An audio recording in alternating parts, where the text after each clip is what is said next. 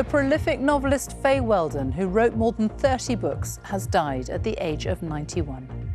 The author, Fay Wheldon, who was best known for books including The Life and Loves of a She-Devil, has died at the age of 91. The prolific writer published more than 30 novels during her career, as well as collections of short stories, films for television and pieces of journalism.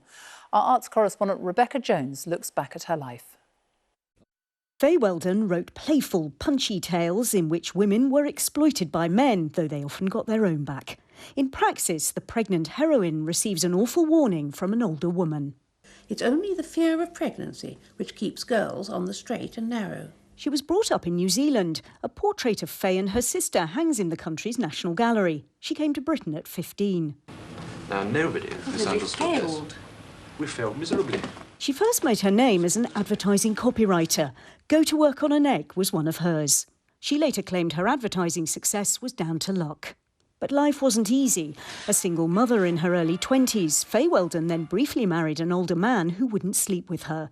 Amazing how one unseen person can do so much to spoil a life. After marrying again, she began writing TV plays and novels while she was pregnant. You are clumsy. I am not clumsy. I did it by She wrote myself. about class, the sexual revolution and the supernatural. You'd better keep that. But it's your wedding ring. Her best-known novel, The Life and Loves of a She-Devil, in which a woman takes revenge on her unfaithful husband, was adapted for television. It cemented her reputation as one of Britain's foremost feminist writers. Puffball, one of her best novels, later became a film. Yet as she got older, her views of women's roles shifted. It wasn't just feminism that changed things, it was technology, it was birth control, it was all kinds of other factors. I mean, sometimes I think feminism was just a sort of cloak under which capitalism sort of crept up on us all and turned us into a consumer society and made us all go out to work and exhausted us. Later in life, she urged women to pick up their husbands' socks. Some feminists accused her of betrayal. She felt her job was done. What drove me to feminism 50 years ago, she wrote, was the myth that men were the breadwinners and women kept house and looked pretty.